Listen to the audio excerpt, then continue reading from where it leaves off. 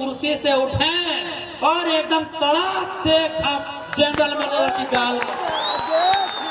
गुरु जी का प्रमुख आंदोलन था डुगडुगी बजाओ, डुगडुगी बजाओ। और जमीन अपना जो महाजन लोग लिया है, जमीन अपना जो सूदखोर लोग लिया है, जमीन अपना जो सामंत लोग लिया है, उससे जमीन ले लो।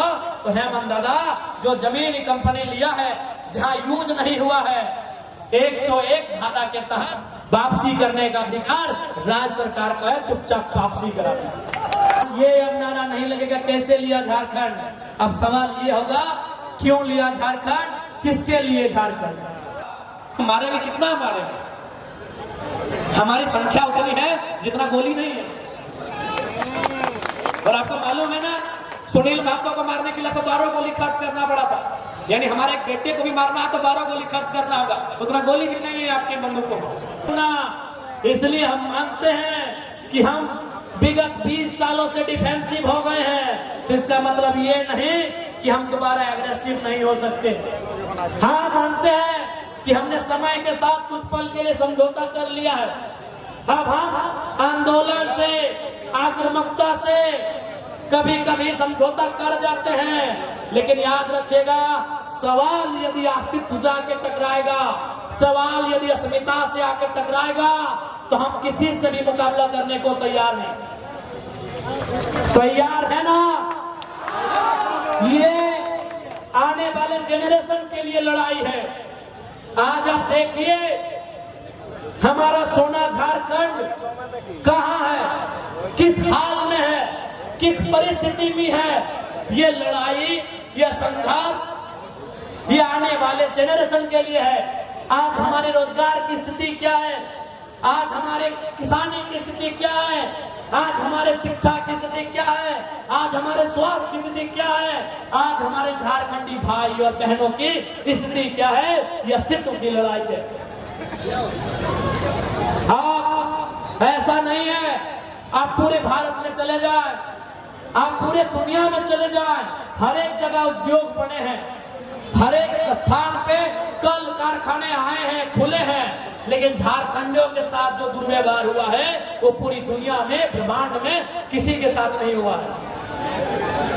आज निर्मल दादा के साथ साथ हम गुरुजी को भी याद कर रहे हैं। कुछ ही दिन पहले गुरुजी हमारे बीच अलविदा कह के चले गए, लेकिन आज गुरुजी के बेटे माननीय हेमंत सोरेन जी मुख्यमंत्री के रूप में काबिज हैं।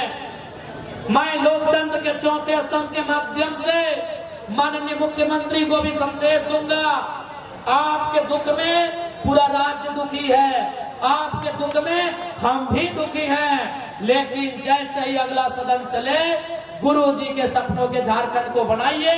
और गुरुजी का आंदोलन में प्रमुख था धान काटो डुगडुगी बजाओ। गुरुजी का प्रमुख आंदोलन था डुगडुगी बजाओ, डुगडुगी बजाओ। और जमीन अपना जो महाजन लोग लिया है, जमीन अपना जो सूदखोर लोग लिया है, जमीन अपना जो सामंत लोग लिया है, उससे जमीन ले लो। तो हेमंत दादा जो जमीन कंपनी लिया है जहां यूज नहीं हुआ है, 101 धारा के तहत वापसी करने का अधिकार राज्य सरकार को है, चुपचाप वापसी करा। धारा 101 के तहत यदि इस भूमि में परियोजना नहीं आई है, उस योजना का संचालन नहीं हुआ है और 5 साल से ज्यादा का समय बीत चुका है, उस जमीन में रैयत के पक्ष में राज्य सरकार धारा सेक्शन 101 के अनुसार भूमि वापस करा सकती है। जो लड़ाई गुरुजी की थी, जो लड़ाई निर्मलदा की थी, वही लड़ाई तो आज भी है। आज भी जमीन की लड़ाई है, आज भी खेत खलिहान की लड़ाई है, आज भी 1960 से चले आ रहे चांडिल डैम की लड़ाई है, आज भी डिमना डैम की लड़ाई है, आज भी सरायकेला जमशेदपुर में जिन उद्योगों ने हमारी जमीन लिया है उसके बदले मुआवजा नौकरी देने की लड़ाई है, आज भी वही लड़ाई है। इसलिए माननीय मुख्यमंत्री महोदय 100 के बाद जब सदन चले, आपको चाहिए गुरुजी के सपनों के दिशा में राज्य की सरकार को बढ़ना चाहिए और इस राज्य के हितार्थ के लिए नियम कानून आपको बनाना चाहिए। मैं लोकतंत्र के चौथे स्तंभ मीडिया के माध्यम से विधायिका के अंग यानी माननीय मुख्यमंत्री आपके नेतृत्व की सरकार को ये संदेश देना चाहूंगा। आज जिंदाबाद जिंदाबाद। बड़ा दुख लगता है जब हम अपने पूर्वजों को श्रद्धांजलि देते हैं, जब उनके शहादत दिवस पुण्यतिथि के कार्यक्रमों में श्रद्धांजलि देते हैं। आज भी ये मन कहीं ना कहीं कचोटता है कि राज किसके लिए बना। उन मंचों में खासकर ये नारा गुरुजी और निर्मलदा के कालखंड से लगता था कि कैसे लेंगे झारखंड। जब ले लिया तो नारा लगा कैसे लिया झारखंड। नारा नीचे से लगता था कि लड़के लिया झारखंड, कट के लिया झारखंड, मर के लिया झारखंड। लेकिन आज सवाल उलट गया है। आज ये अब नारा नहीं लगेगा कैसे लिया झारखंड, अब सवाल ये होगा क्यों लिया झारखंड, किसके लिए झारखंड, क्यों लिया झारखंड, क्यों गुरुजी का संघर्ष, क्यों निर्मलदा का बलिदान, क्यों। आज हर एक झारखंडी पूछ रहा है क्यों लिया झारखंड, किसके लिए झारखंड। आज हर एक झारखंडी पूछ रहा है। यदि हमारे लिए झारखंड तो टाटा में हम कहे नहीं है। आपकी जानकारी के लिए मैं बता दूं, इस राज्य के प्रथम राज्यपाल माननीय प्रभात कुमार जी टाटा के एनुअल फंक्शन में आए थे। जब वो आए, चूंकि राज्यपाल यानी एक बौद्धिक वर्ग, आप विधायक सांसद बन सकते हैं कम पढ़ लिख के, लेकिन राज्यपाल और राष्ट्रपति बनने के लिए थोड़ा होना चाहिए।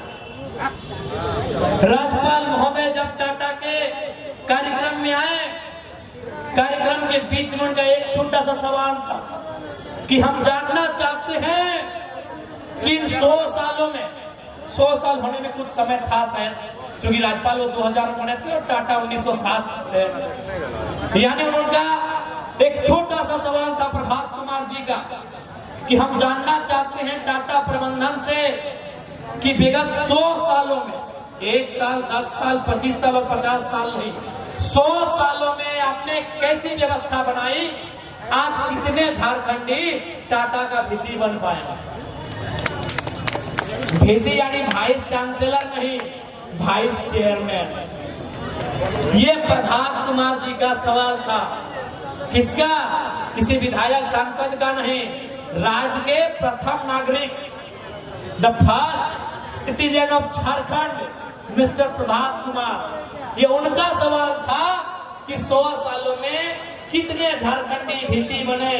टाटा प्रबंधन का उत्तर था लड्डू। टाटा प्रबंधन का उत्तर था 0, 0। प्रभात कुमार, माफ कीजिएगा, प्रभात कुमार जी ने, हमारे उस समय के तत्कालीन राज्यपाल महोदय ने मुंह में कह दिया कि आपने झारखंडियों का क्या विकास किया है, आपका उत्तर बता रहा। आप होंगे दुनिया के लिए दयावान, आप होंगे कोरोना के काल में मोदी जी को 1000 करोड़ चंदा देने वाले, आप होंगे दुनिया में अपनी इज्जत सड़क बनाने वाले। लेकिन झारखंड के लोगों ने जो आपको जमीन दिया है उसके बदले में आपने क्या दिया है, एक बार हिसाब कर दीजिए सामने आके। हालांकि हिम्मत तो विधायकों का रहा नहीं, सांसदों का रहा नहीं, क्योंकि लोग कहते हैं कि शहीद शक्तिनाथ महतो की हत्या में टाटा वालों आपका योगदान था, इसीलिए अभी विधायक लोग डर जाता है। लेकिन जयराम महतो थोड़ा पागलपन लेके आया है, इसीलिए मुंह में बोलता है। लोग ये भी कहते हैं कि सुनील महतो की हत्या में 1-2% आपका योगदान था, क्योंकि सुनील महतो हमेशा विस्थापितों के मुद्दे में आपके जीएम लोग को पानी पिलाते थे। लोग ये भी कहते हैं कि रतिलाल महतो की हत्या में आप लोगों का योगदान था, इसीलिए अब थोड़ा विधायक लोग डर गया है कि टाटा कंपनी तो है ये है, साथ साथ में 2-4 को शूटर भी रखा है, शक्तिनाथ महतो के तर्ज पे उड़ा देगा कहीं। शक्तिनाथ महतो को आप नहीं जान रहे ना? सब जान रहा। जैसे आपके कोल्हान हमारे कोयलांचल में क्रांति दूत थे शहीद शक्तिनाथ महतो, उनके बारे में कहा जाता है टाटा के साथ एक मीटिंग हुआ था जैसे आपके यहाँ टाटा जमशेदपुर है, हमारे वहाँ टाटा जमाडोबा, टाटा सिजुआ। लोग कहते हैं, बुजुर्ग लोग आज भी सुनाते हैं कि टाटा के साथ एक मीटिंग हुआ था कि हर एक साल 13 को झारखंडी को, यानी जिन्होंने जमीन दिया है उनको नया नौकरी देना होगा। शहीद शक्तिनाथ महतो उस समय नेतृत्व करते थे। शहीद शक्तिनाथ महतो कोलांचल के बहुत बड़े नेता थे। उनके साथ ये समझौता हुआ था कि प्रत्येक साल टाटा को परमानेंट नौकरी 13 को देना होगा। किसको? रैयत को। तो टाटा के जनरल मैनेजर, जिसको हम लोग जीएम बोलते हैं, ये 77 की बात है, उस समय की बात है।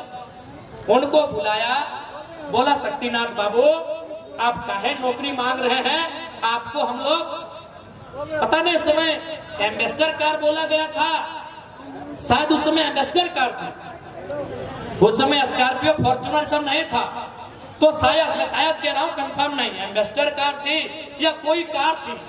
टाटा के मैनेजर ने कहा कि आपको हम लोग मंथली की सुविधा देंगे, आवास देंगे और एगो कार देंगे। लोग कहते हैं शहीद शक्तिनाथ महतो अपनी कुर्सी से उठे और एकदम तड़ाक से छाप जनरल मैनेजर की गाल। मेरा उस समय जन्म नहीं हुआ था, ये मैं आपको सुना रहा हूँ। जो बुजुर्ग लोग कहते हैं, सीधे शक्तिनाथ महतो उठे अपनी कुर्सी से और ये चौड़ा तमाचा सीधे जनरल मैनेजर के गाल में। उस दिन के बाद पूरे प्रबंधन ने प्लानिंग किया और फाइनली सन 77 में शहीद शक्तिनाथ महतो को मार के धराशायी कर दिया। इसलिए टाटा वाले आप होंगे महान। पता नहीं सूरत ताज होटल भी आपका है, आप होंगे महान भाई, आप पैसा वाला भी होंगे। सुने हैं अभी आज के डेट में आपका प्रॉपर्टी 20 लाख करोड़ है, हम सुने हैं, आप होंगे महान। लेकिन झारखंड के लोगों ने आपको अपना कलेजा, अपनी मां समान जमीन दिया और आपने क्या दिया ये बताने की जरूरत नहीं है। हम क्या बताएंगे? प्रभात कुमार जी अभी स्वस्थ होंगे, मीडिया वाले उनसे जाके पूछ ले, कहीं तो होंगे अभी। ये आपने दिया है हमें, ये आपने हमें दिया है उद्योग घरानों, इंडस्ट्री वालों, कंपनी वालों, फैक्ट्री वालों, आपने हमें ये दिया है। आपने दिया होगा मोदी जी को 1000 करोड़ का चंदा और मोदी जी ने बोल दिया कि उसका हिसाब नहीं देंगे। हाँ, कोरोना के टाइम में दिया था चंदा 1000 करोड़, मोदी जी ने कह दिया उसका हिसाब नहीं देंगे, वो पीएम केयर फंड है। अब क्यों नहीं देंगे तो हम नहीं जानते हैं, दिया होगा अपना चंदा। लेकिन हमने आपको जो दिया हजारों हजार एकड़ जमीन, कितना में दिया पता नहीं, वो तो जमशेदपुर वाले जानते हैं कितना में जमीन दिया है। हम तो जानते हैं कि उधर का जमीन उस समय 30 पैसा डिसमिल, 50 पैसा डिसमिल, 1.5 रुपया डिसमिल और हार्डली 3 रुपया डिसमिल, हार्डली 3 रुपया डिसमिल और न्यूनतम 30 पैसा डिसमिल हमने जमीन दिया है। अरे हाँ, तो आज हजारपति से लाखपति, करोड़पति, अरबपति, खरबपति, पाद, सांग, नील, क्या क्या होता है, आप वहां पहुंच गए। लेकिन आज कभी आपने झांका है? आपने अपनी 20वीं मंजिल की इमारत की खिड़की से कभी झांका है कि हम आज की साल में हैं?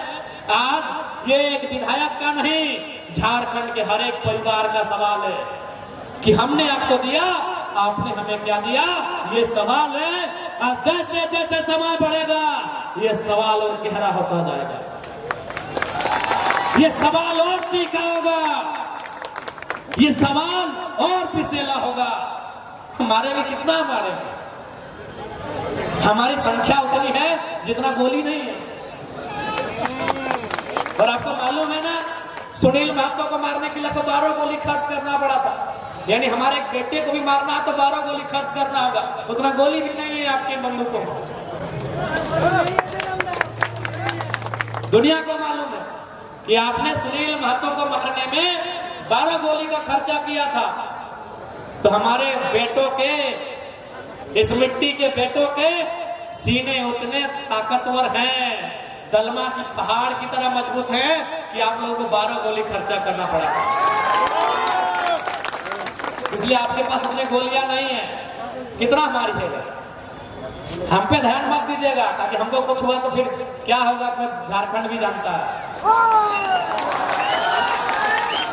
इसलिए आज हमने फिर कहूंगा, फिर अपनी बात को दोहराऊंगा कि हम देश के पहले प्रधानमंत्री श्रद्धेय पंडित जवाहरलाल नेहरू के उस सपने के पक्षधर हैं जो कहते हैं कि आधुनिक मंदिर, हम आधुनिक मंदिर के समर्थक हैं, हम आपकी कंपनियों के भी समर्थक हैं, हम आपकी फैक्ट्रियों के भी समर्थक हैं, लेकिन उस धुएं के सख्त खिलाफ है।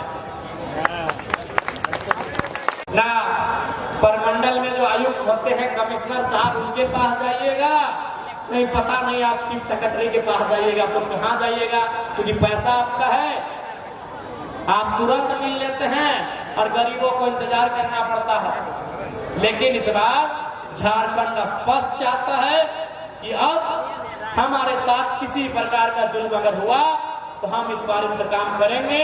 इस बार हम अपने जवाब को अपने हिसाब से लेके आएंगे। क्या कोल्हान वासियों, मैंने जिन बातों को आपके सामने रखा, चूंकि कोल्हान से आप हैं, अगर एक भी बात हमने गलत तरीके से कहा है, क्योंकि लोग, बहुत सारे लोग कहते हैं कि जरा आप तो बढ़िया भाषण देते हैं, अपने भाषण से लोगों को भड़का देते हैं, तो क्या हम ये भड़काने के लिए बोल रहे हैं या कोल्हान की सच्चाई है? लोग कहते हैं कि जरा आप तो पीएचडी करने वाला स्टूडेंट है, बढ़िया बोलता है और बोल बोल के लोगों को भड़का देता है। तो कोल्हान वासियों, आप बताइए, ये भड़काने के लिए है या कोल्हान की सच्चाई है? कोल्हान का दर्द है ये, कोल्हान की पीड़ा है ये, कोल्हान के लोगों के ऊपर ये जुल्म है या नहीं, ये आप बताइए।